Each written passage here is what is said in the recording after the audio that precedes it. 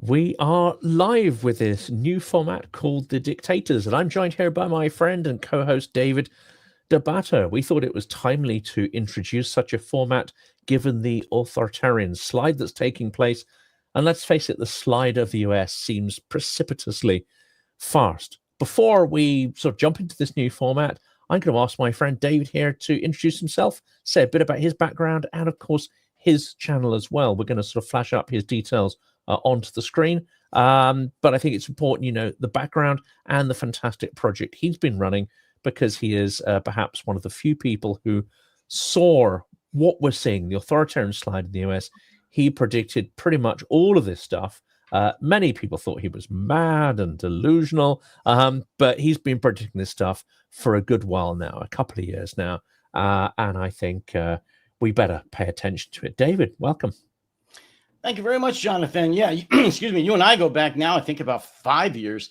And at that time, it was nowhere near like it is today. I mean, it's just incredible. So, yeah, I got a lot of comments back when Trump was in his first term. And I said that a lot of the comments, and this was the early stages of MAGA, were very delusional. They really were off the charts. They made no sense whatsoever. And so I was encouraged to start a YouTube channel around that term. So the new, my channel, the No Delusion Zone, was born. So for those of you who would like to hear what I have to say, some of it's very uncomfortable, I'm sure, go to YouTube and go to No Delusion Zone. That's me. And you will hear many things that you don't hear on a lot of other channels about MAGA, Donald Trump. And I do, of course, speak about Ukraine, the war, Russia, and so forth and so on. But right now in the States, we are at an inflection point, Jonathan. And I think you know this. We're about, well, enough of that. We'll get into that during that. My prior background, as you asked, I am a retired counterintelligence agent with the U.S. Army. And since then, I've been writing, speaking, and recently, the last few years, become a podcaster. So that's the long and the short of it. And interesting question for one of my friends today. I was sort of sharing some of the insights that we've been talking about, and his immediate reaction was, oh, well, I guess you're just talking to Democrats then. And this is part of the problem, isn't it? Because you're not a dyed-in-the-wool Democrat. You're not a MAGA conservative. But it seems that almost everything is seen through this highly partisan lens. It's as if people cannot see the reality in front of them.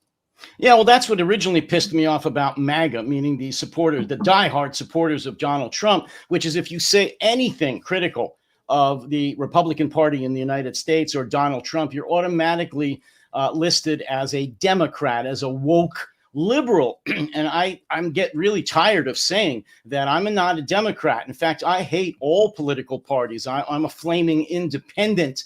I don't believe in political parties. In many respects, the Democrats in the United States are just as bad as the Republicans. Overall, no, they're not. They're a bunch of weak-skinned lily livers who don't do enough or stand up for themselves. But they do have their problems. However, the Republican Party in the United States, which is now MAGA, are all members of a cult. Sorry, they are. But yeah, it still pisses me off that just because I might disagree with the Republicans, with Donald Trump, I'm automatically labeled as a weak-kneed liberal Democrat woke member. And that's just, excuse me, that's bullshit.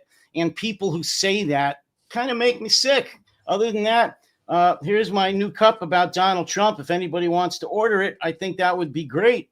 Basically, it says Donald Trump, new dictator, same old shit. Yeah, and this is the interesting thing, isn't it? Because I was looking at the Russian playbook in places like Georgia, its attempts to try and hack democracy in Moldova and other places. Viktor Orban's Hungary is a sort of great case in point.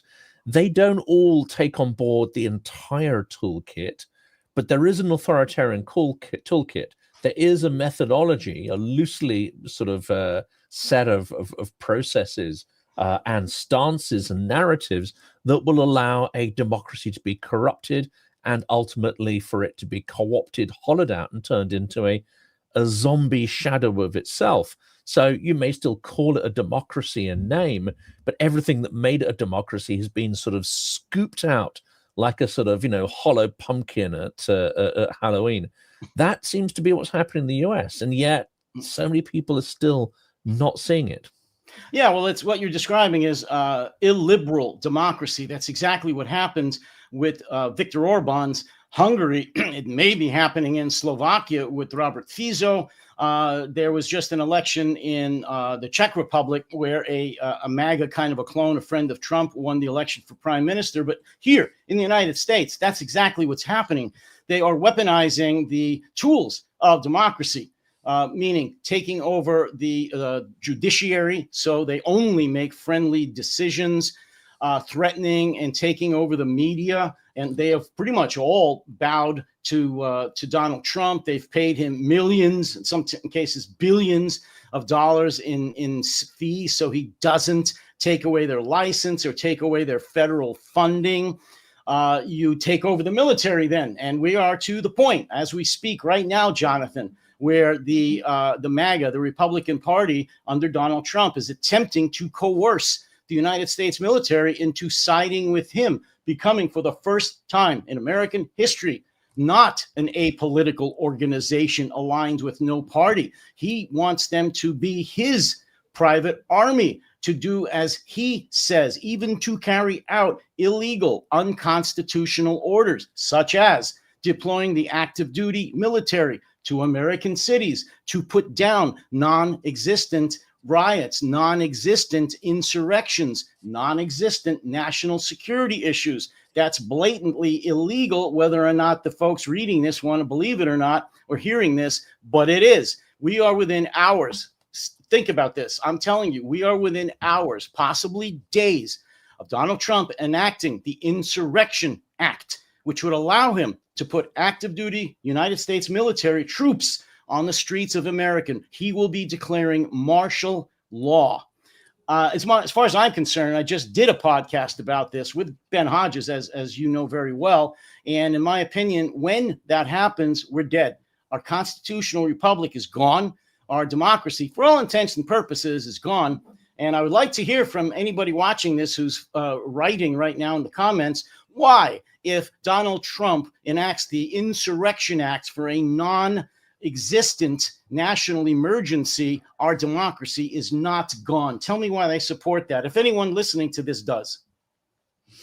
I think that's a really interesting question. And some of the things that have sort of shocked me, I wanted to run them past you. I mean, of course, there's the footage of ICE agents who seem to have a massive budget, but it's as if they've dragged people off the street who are not perhaps appropriate for those roles, give them almost no training, no safety guardrails whatsoever. They're throwing them on the streets. And what you're seeing is it reminds me of Georgia and the kind of titushki, which is the informal sort of forces that go and beat up opposition. So at the moment they're targeting just random people in the street, anyone who gets in their way, anyone who looks slightly off-white, this kind of stuff.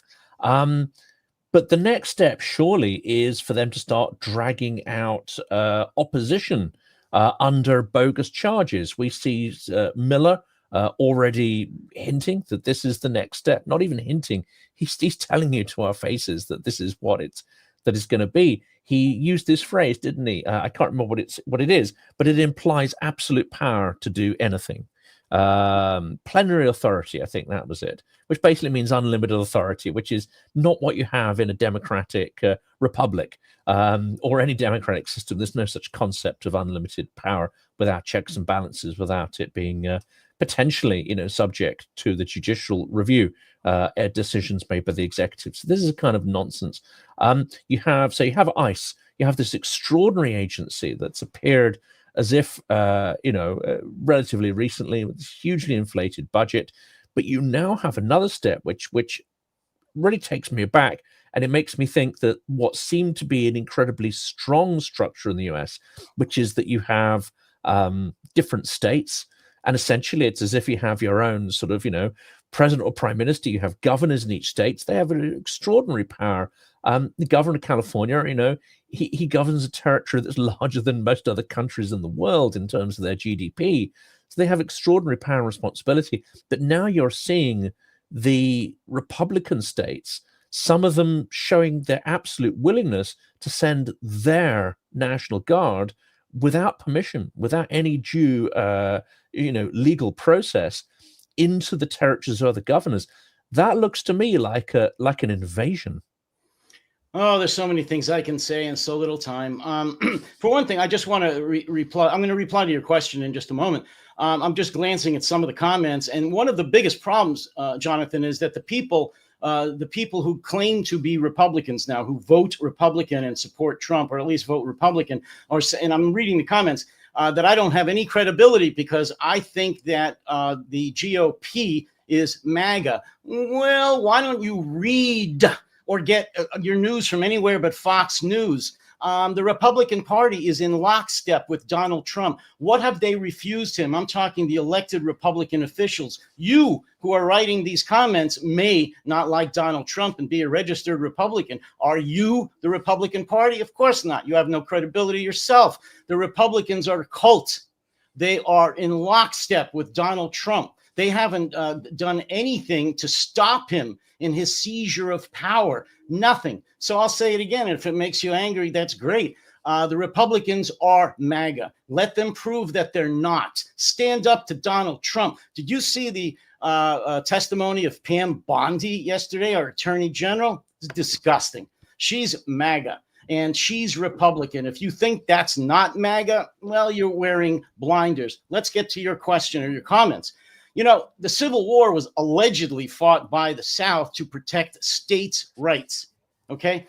Many outside the United States may not know that unless they study U.S. history. It was to protect the states against a strong federal government. I won't get into what I believe, of course, is the real reason for the Civil War, which is slavery, but I won't say that. But now, those who defend the South, those who defend MAGA, which is aligned with the southern states' way of thinking, now they want a strong federal government. They want states like Texas and Tennessee and some of the other states to send their National Guard into liberal states in order to protect, I don't know what, to protect the Department of Homeland Security from their own people. So it's okay if under Donald Trump, the federal government rides roughshod and tramples on the rights of other states, as long as it's not done by a Democratic president. That is such hypocrisy. But, you know, the Republican Party, which is MAGA, is hypocrisy today. It just makes me sick. It really, really does. And this is not. This is only the beginning of it. When the red states that are controlled by Republican governors are just jumping all over themselves for the chance to send their National Guard to states like Illinois or California, this is not a good thing. This is a bad thing.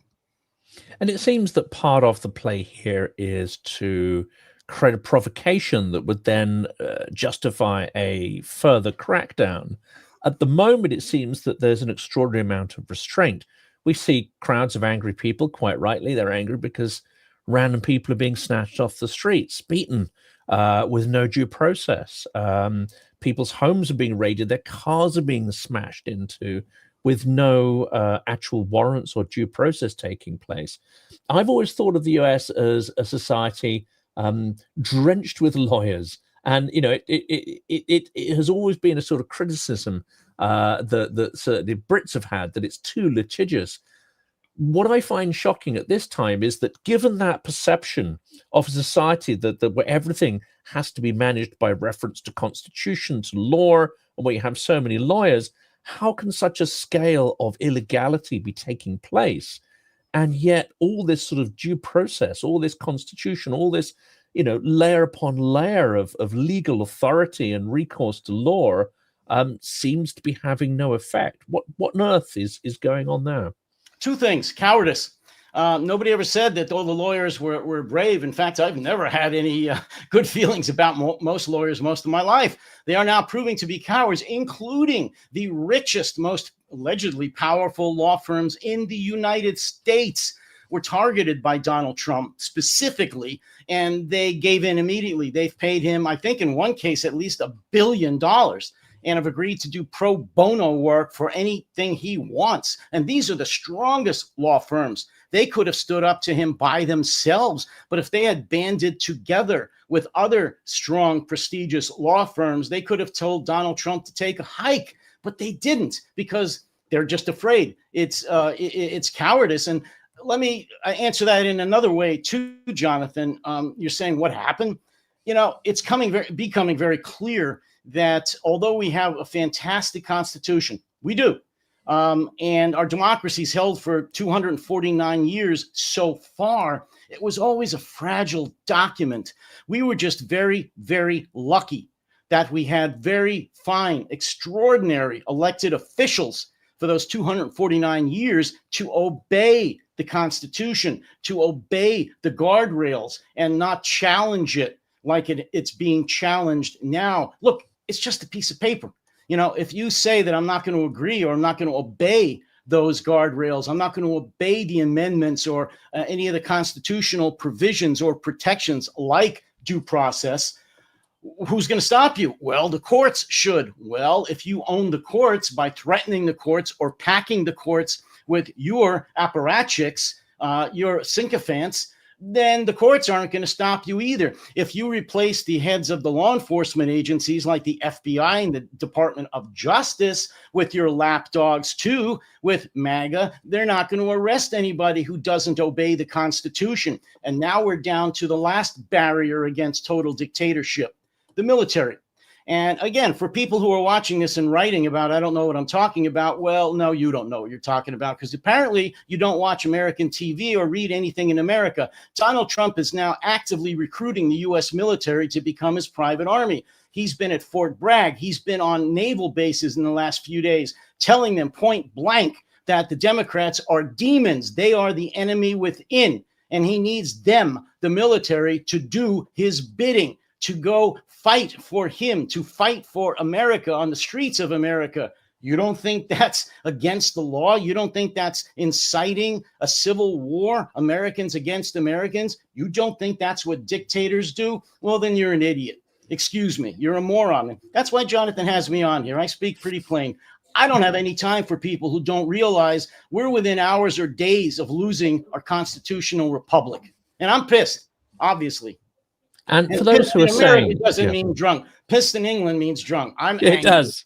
I am not pissed right now. I can be, but I'm angry. And for those who are saying, like, hang on a second, this is crazy talk. We had conversations last year and even the year before describing what the steps of Project 2025 would look like. The different stages and exactly what would happen, including the coercion of the media, etc. And to be honest, you know, you laid that all out. So if people say you don't know what you're talking about, well, to my mind, you've already proven to me at least that what you're saying has predictive power. The trouble is, there's two things that have happened. This is all happening faster than I think either of us thought it would, because we assumed that the guardrails were stronger. We assumed that the checks and balances were stronger. We assumed that the institutions weren't as hollowed out as they were, and that people would resist in a far more energetic fashion. The way this is crumbling like a wet cake is shocking. Now, I expected Russia to crumble in this way because it had just a couple of years of so-called semi-independence, or let's say semi-leniency, when the state was weak and it started to develop, you know, nascent institutions and a nascent free press. It only had, you know, less than 10 years of that practice. So perhaps it's less surprising that that was swept away with relatively little, you know, resistance. But 250 years of these checks and balances being built up, this culture of democracy, and I'm not seeing a huge amount of resistance. In fact, I'm seeing extraordinary normalization on the part of many of the Democrats who are still discussing, you know, the detailed tenets of Obamacare, for goodness sake, rather than, you know, what we're seeing unfold. There are a few exceptions, Pritzker and Governor Newsom, I think, if I got that correctly. Newsom, yes. And there are a couple of amazing voices on the Republican side, the traditional GOP side, such as Denver Riggleman and a few others who've been on the channel. Extraordinary voices of courage and clarity. But they themselves, again, to the point of that's made in the comments, they themselves almost don't consider themselves Republicans anymore. Their party has moved to a place that they don't recognize. This is happening faster and with greater ease than I think either of us feared. Yeah, I mean, and we've talked about this now for years. I thought it would happen very fast, but I will admit that it's happening even faster than I thought. What's the old, not the old saying, but the fact that's going around that it took Hitler 53 days to overthrow the Weimar Republic, or the now I'm forgetting it, to overthrow the German Constitution and make Germany into a dictatorship. 53 days. Donald Trump didn't make this into a dictatorship in 53 days, but he did so much damage in the first few weeks that it's hard to say who was faster. And I'm not comparing him to Hitler. I'm just saying that one man overthrew what was at the time, 1933, a constitutional republic. They had a German constitution. He did away with it in 53 days. Donald Trump and Project 2025 are doing their damnedest best to do the same thing here. And I'd like to ask anybody, aside from the Russian trolls or the bots that are writing in right now, the real people, if they don't think that Donald Trump is trying to become a dictator or make this into an authoritarian nation, then what exactly do they think dictators do? What do they look like? They don't all have horns or, look like a monster. They don't all look like Stalin and Hitler. They look like anybody. And tell me what Donald Trump is doing and the Republican Party, MAGA, is doing that you would say is unlike what dictatorships do. And if you say you don't know, well, then you shouldn't be commenting, because then you don't know. We are becoming a dictatorship, an authoritarian dictatorship.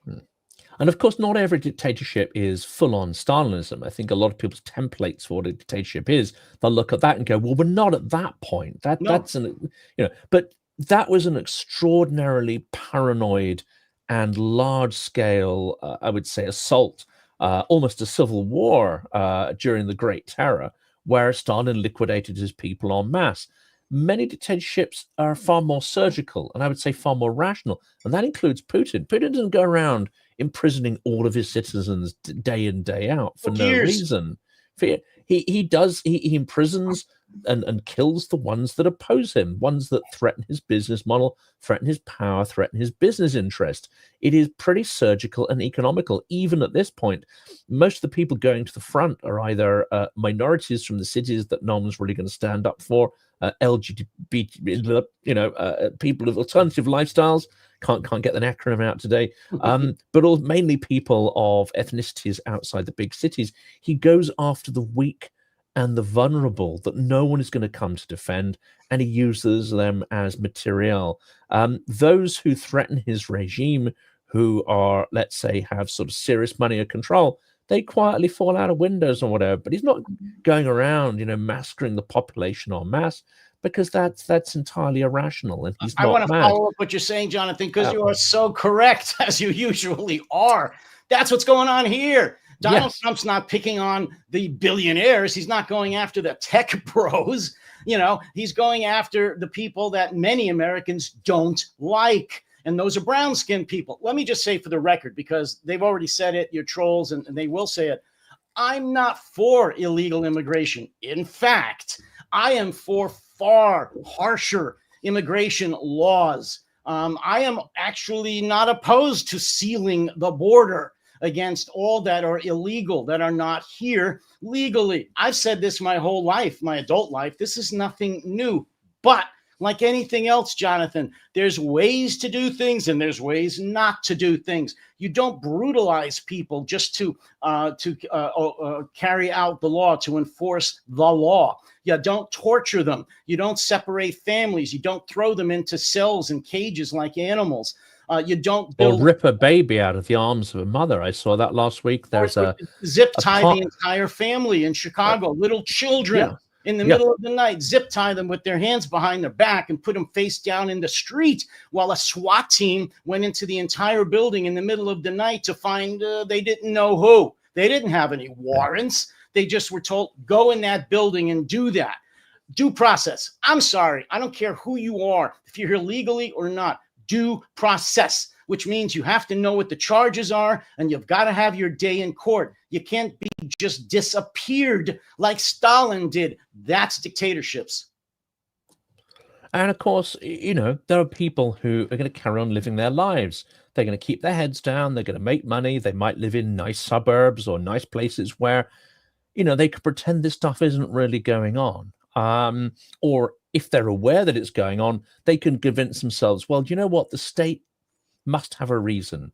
These kind of random acts of, it's brutal to watch, but the people who run the country must have a reason.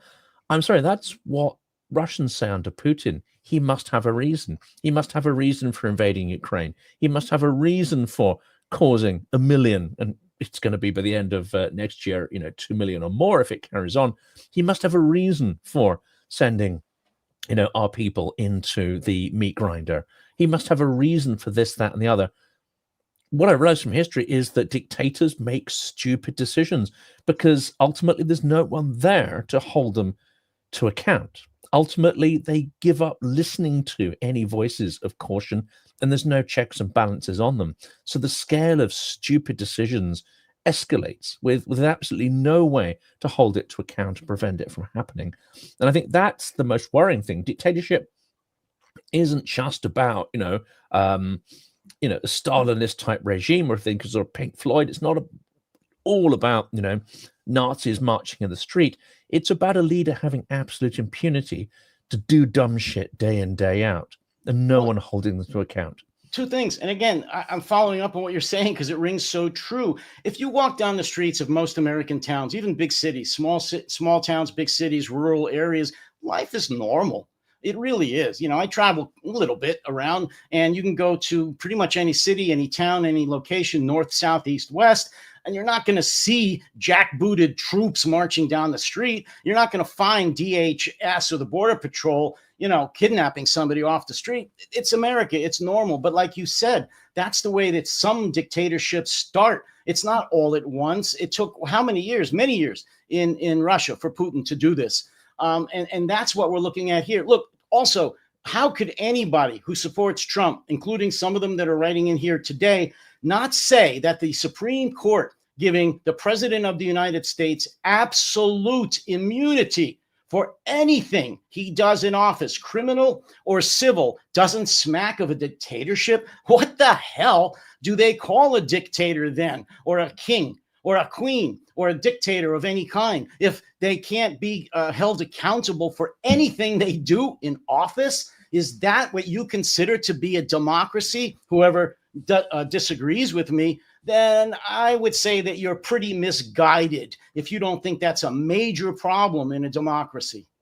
And I want to address one of these other comments, someone who's really going off on one here. He says, is it a coincidence that all these raids are happening? I mean, irrespective of just how brutal and lacking in process they are, he says, is it coincidental that they're happening in areas of high immigration?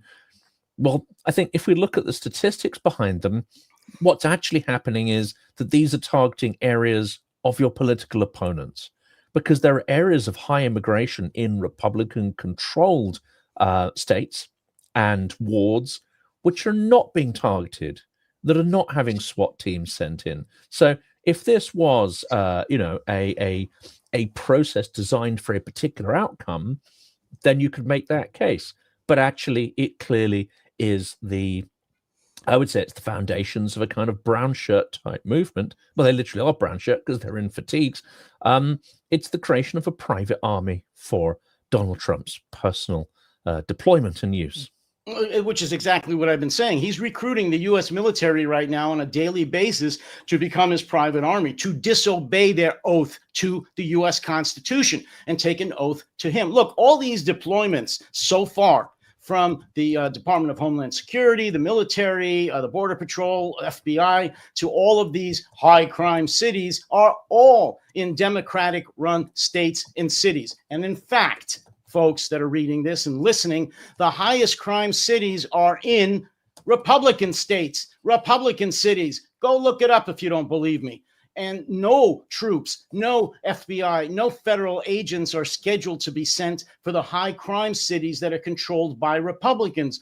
Duh. I wonder why that is. Look, this is bullshit. Portland, Oregon, where he's just sent some federal troops again. The MAGA, the Republican Party, their own website, posted videos of riots there, of people being shot in the streets and buildings being burned down. The only problem was, Jonathan, this was from riots in South America 5 years ago. Okay? It wasn't even in this country. And yet they have the balls to say that it was Portland, Oregon. And when they were called on that by a reporter, they just said, oh, well, you know, we are just journalists and we have a right to say whatever we want. Yeah, but the people who read this, the MAGA supporters, believe that this is true, and retractions don't enter into their brains. All they see is the riots and the shootings in Portland, Oregon, even though it was total bullshit. Let's turn back, because you've just had this conversation with Ben Hodges. He's become increasingly, I would say, outspoken. He's even, on many occasions, including on my podcast, expressed his disappointment that more people at the 3 and 4 star level who are retired from the US military aren't speaking out on this issue. But what would have been the impression? Last week, you had Hegseth berating this room full of, I would say, highly experienced and generally highly decorated people who will, in their military careers, have jumped through all sorts of hoops to get that authority and accreditation to be in that room. Some of them will have 10, 20, 30 years of experience in the high command, making highly strategic decisions, complex logistical choices to be there in that room. And he berated them about fitness, about this, about that. Would they all have known his own service record? Will they all have known who Hegseth is and exactly the things he hasn't done and the false authority that he kind of claims to berate them there? Will these people bow down and take illegal orders from Trump and his cronies? Because it seems to me they can hardly have any respect for this former alcoholic, or possibly not former, co-host of a Fox News TV show. I just had that exact conversation with General Hodges just a few minutes ago, about an hour ago, and I asked him the same thing. And yes, as you said, he's very dismayed that at least the retired flag officers, the admirals and generals, haven't spoken up pretty much at all against what happened in Quantico a week or so ago, or against the threat of enacting the Insurrection Act. I'll go one step further, and I said this to Ben. I understand the problems that would happen if anybody in that room, the admirals or generals or even the senior non-commissioned officers, were to walk out after hearing what they heard. I understand that their career would be over. But you know what? Again, we are at the inflection point where we are about to lose our constitutional republic. The military is the last line, the very last line of defense to protect what we have. If they give in to him, even if that means just being stoic and yes, sir, and obeying his orders and not saying anything, that's not enough. I wish that even one of those generals or admirals would have gotten up, not said anything, and walked out. That would have said more than anything any of them could ever have said. What would have been better is after that one individual started that movement, more of them walked out, and it just became a flood.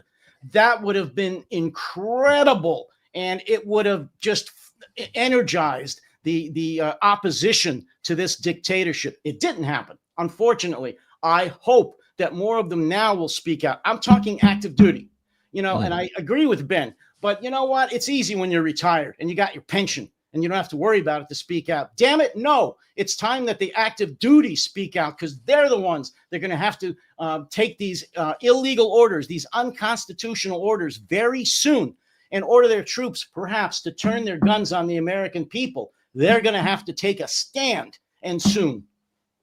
And that's an interesting one. I mean, Trump does have leverage. It's not just their active wage, as you say, it's their pensions. Many of them will be relying on those pensions when they leave active duty and go into business or whatever, or consulting. They're still going to be reliant on that service record. And you know that Trump is a very thin-skinned, very vengeful man. Without doubt, he would dismiss anybody who walked out, and without doubt, he would try to strip them of whatever financial rights they have from their service. But as you say, silence in some ways is complicity. And there we have a lot of the CEOs of America as well, bending the knee. Same thing. I mean, except, Jonathan, I'm sorry to jump. And they're not just silent. Some of them are quite actively they're complicit. Giving billions to him and saying, well, do whatever you want. Look, all I'm saying about the generals and admirals, that's their job, is to be in harm's way. They took an oath to protect the United States against all enemies, foreign and domestic. And damn it, Trump and MAGA are domestic enemies of the United States. And the people that don't like it, that are watching this, go to hell. They are enemies of the United States. When he calls Democrats the enemy within, Satan, and terrorists, you're okay with that, aren't you? Well, that's because you are what you are. I'm sorry. He is the master of projection, meaning his psychosis is thrust on other people. He projects what he is on other people. He is a domestic terrorist. He's also demented. And you know, the fact that people like him, love him, and are following this sick individual, this convicted felon, speaks very badly of this country. And people that are calling me a lunatic or pathetic or a Nazi, that's the problem in this country. We have a country 50% made up of imbeciles. I'm sorry, I'll say it forever. We have a very uneducated country. They don't read, they don't know anything about history, and they love gratuitous violence. Apparently, they love someone like Donald Trump saying to thump him, to shoot people. What are they going to say when the troops do turn their guns on the American people in the near future? I'm sorry to say. Are they going to rationalize that too, even though I'm saying that's what's going to happen? You know what the answer is, Jonathan? Yes, they will. They'll say that those were terrorists. The soldiers had no choice but to mow them down. And I can't say that's just disgusting. That's the point we're at in America right now. And I think this is a crucial point of unawareness of history. You know, when something like the Bolshevik Revolution happened, it was relatively new. And that's not an excuse for those that were complicit in it. And indeed, the revolutionaries were the first ones up against the wall, as they often are in these, but especially brutal in the Bolshevik Revolution, because once you've kicked the door in, you don't have the use of contrarian figures. In fact, they become an irritant to your regime. Ironically, I can see, and not everyone's going to agree with this, I can see that Tucker Carlson might become an irritant to the Trump regime at some point, and he himself might disappear after helping to kick the door down and establish this. It would be the same with Murdoch, although he's getting on for 100. He probably won't be around to see the fruits of his labors. But it's this lack of awareness of history. And when you look at people like Timothy Snyder, there are many who pointed that at him and several other, let's say, professors of periods of fascism and bloodletting in history. They said, look, it's premature. You're leaving the country. You're going to take a tenure in Canada. You know, what are you doing? We're not at that point. This isn't who we are.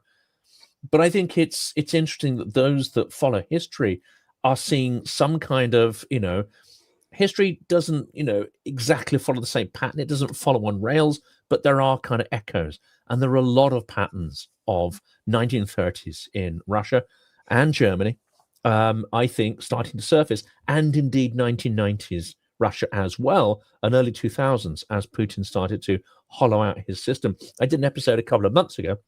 I've been planning it for a while, but then you had Kimmel and Colbert, and I basically said, you know, the first people to go, after they got rid of, you know, those who have no power and the brown people and whatever, the first people to really be targeted from those that could be classed as their own, let's say, class and ethnicity and education and wealth background are going to be the satirists. And there it is. Colbert, Kimmel, the others. It's almost as if they are playing this historical playbook note by note by note.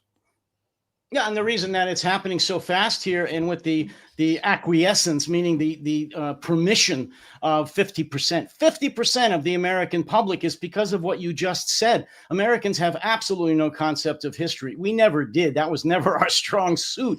But it's worse now than ever because Donald Trump and the Republican Party are playing down education. He said during the 2017 when his first year in office, that I love the poorly educated. Quote, I'm not making that up. Why would you love the poorly educated? Easy. They're a dictator's best friend. He could pull the wool over their eyes, say and do whatever he wants, and convince them that it's in their best interest. How could people who support Trump think it was good to take Kimmel off the air just because he told a joke, a not really funny joke, and not really criticizing Charlie Kirk at all? But it's okay for the president to demand he gets taken off the air. It's okay for a president to demand that the FCC, the Federal Communications Commission, look into and possibly revoke licenses of TV stations that criticize the president. It's okay that the house of a judge who just issued a ruling against Donald Trump was blown up, was burned to the ground recently, a few days ago, and her husband and son almost killed. And this isn't the first one. That's okay, isn't it? Because Democrats are evil. They're Satan. They're domestic terrorists, and we have to eliminate them. It makes me sick. It really does. And they won't come, meaning the MAGA supporters won't come out and say, you're right. That's wrong. I don't like the Republicans. I like MAGA and I support Trump, but that's wrong, David. Nope, they won't say that. Whatever Trump wants to do is okay with them, including murder. Makes me sick. Well, that is, deeply shocking because, again, one of these parallels with 1930s Germany is that if you're going to coerce a system, you have to go after the legal system, and it's in your playbook to do that as quickly and as soon as possible. Now, obviously, with the American system where senior judges are essentially political appointees, not the case in our judicial system. I'm not saying that necessarily leads to a better outcome, but you cannot stack the legal system with people that have a particular slant, or who you hope have a particular slant, or who owe you things, or who owe things to particular political parties. But it seems there's a certain amount of serendipity there that really that stacking or layering of the legal system, they've been working on that for a couple of decades, and the cards, could have gone another way, but unfortunately, they seem to go in Trump's favor. Well, real quickly, I just want to throw out something I just saw because it changes every hour of every day. Pam Bondi, our Attorney General of the United States, was just grilled, meaning interviewed before Congress, Senate yesterday, and was asked specifically about an incident where Trump's czar, his boss in charge of the border and deportations, Tom Homan, was caught red-handed by a FBI undercover sting operation, accepting $50,000 in cash in a bribe in, of all things, a brown paper bag. It was videotaped. It was audio taped. It's all there. And when asked about that yesterday or the day before, Attorney General asked what's happening with the case and where's the money, she refused to answer, except to say that we investigated this and there's no reason to believe any crime was committed. And yet Trump supporters, that's a good thing, isn't it? You've got a senior official accepting 50 large in bribes on tape in a brown paper bag, and the Department of Justice just disappears the case. But you're okay with that, aren't you? And I'm just a raving lunatic. Okay. We're not quite at that point, but we have I would say, a media problem. So it's just been announced this week that one of Nigel Farage's most senior deputies, who he now claims he barely knows and had nothing to do with, this man was the only person in all three of Farage's vehicles, parties that he created. So he's known him and clearly worked alongside with him for a couple of decades. And there are many, many photos of them together as well. This guy has just been convicted.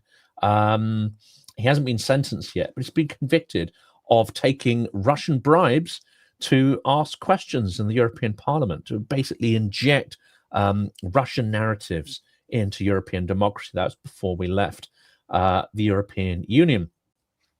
And yet there's only a small handful of outlets, news outlets, that are actually covering this. So again, we have this process of normalization or creeping normalization, making Farage inevitable when he is far from inevitable. I mean, it really isn't inevitable. He's got 4 MPs in the House. He is potentially, the rumors go, neck deep in potential financial scandals. And one of his key deputies has just been convicted and likely will go to jail for it. For actually, let's call it what is, colluding with the enemy to distort our democracies. That, in my book, and someone in the Conservative Party called it out for what it is. He said this man is a traitor, and that is a treacherous act to our country and our way of governance and values. And yet the mainstream media are simply, it's tumbleweed. That's one of the challenges in the US, isn't it? Because there's a huge amount of abeyance in advance from the mainstream media. And indeed, you hinted at these court cases where they are signaling that they're obeying in advance by preemptively paying out huge amounts of money to Trump for spurious lawsuits. It's an incredible mechanism that he's created here of basically taking bribes through the legal system. Sure. I mean, even before he was elected for this second term, the mainstream media in America was an abject failure. They are so obsessed with this both sides-ism, meaning they feel a fetish that they have to supply both sides with equal amount of information. They can't make one look wrong, one look right. They can't call people out if they're absolutely lying. They have to make them both look equal. They can't seem like they're taking sides. And God forbid the media can't come out as saying they actually support American values. Can't do that. It doesn't matter. If somebody literally is a traitor, including with Russia, or telling outright lies that are injurious to our national security, you can't really say that. You can hint and maybe print some facts, but you can't come out. Then if you do, you're going to have to say something similar about the other side. Since Trump's been elected again this term, of course, it's gotten worse. ABC settled that insane lawsuit, which everyone said he would have lost for suing ABC for defamation for $1 billion or something. They gave him $15 million and said, please don't sue us, leave us alone. The same thing happened with Paramount, because they wanted to merge with another network, another film studio. In CBS now, they fired their head of news and replaced him with a Trump apparatchik. I forget her name. It doesn't matter. So we will never see any criticism on what used to be America's foremost, I don't know if you want to call it best news network, but CBS is the home of 60 Minutes. So it was widely respected. No more. They're going to bow down to whatever Trump wants. And it goes on and on and on with all of the media and motion picture companies. We don't have a free media anymore in the United States. They are holding the licenses and funding over all of our media. And for people who say, again, well, that's not a dictatorship. Really? Dictators don't control the media? That's not one of their main objectives? Go read something. Not a book. You don't read books. Go on the internet and look it up if you're that dumb, because that's exactly what dictators do. The media, the judiciary, the security services, and the military. The last one that Trump doesn't have yet is the military, and he's very close to getting it. And of course, there's a great way to co-opt the military. I mean, Germany had a lot of internal, let's say, opposition. And especially within the military, you had sort of traditions, Prussian traditions in the military that were not particularly Nazi, and they didn't particularly like the tone and the style and so on. How did Hitler solve it? Well, by declaring wars. And actually, the first few, he won them quite convincingly. That kept those internal critics within the military quiet. Is that what, in the time we got left, is that what is next in the Trump playbook? An invasion of a country, a short, victorious, brutal, unpleasant invasion, but designed to keep the military kind of distracted and on side. And of course, it creates great content to keep his, client networks, propaganda networks stocked with, fire hose of nonsense day in, day out. It's already started. I mean, look at the boats, the alleged narco boats that he's sunk in the Caribbean. I'm not saying these were not drug dealers. I'm not saying that because we don't know. There's been absolutely no evidence provided at all about who they are, what they were carrying, if anything, where they were going, or anything. All we see is videotapes of these rather small boats getting blown out of the water by the U.S. Navy. We know that there is a task force sitting off the northern coast of South America right now with a couple of thousand Marines, an aircraft carrier, I think a destroyer or two, a flotilla that can launch, and special forces that can launch some kind of an operation, a mission against either Venezuela, Argentina, whoever the enemy is of the day. They want Maduro for sure. And so is that going to be the first war that Trump starts? I don't know, but think about it, Jonathan, the admirals, the officers and men who conducted those raids in the Caribbean are already guilty.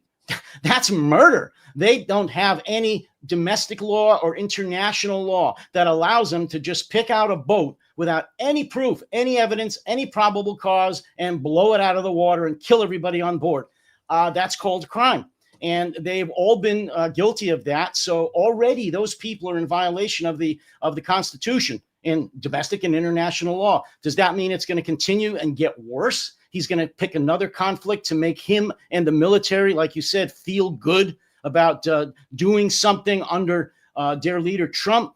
Boy, that's probably not too far off. Once he owns the military, and it only takes one flag officer, one senior officer, admiral, general, to follow illegal, unconstitutional orders to be his, to own him, to own these officers and his command.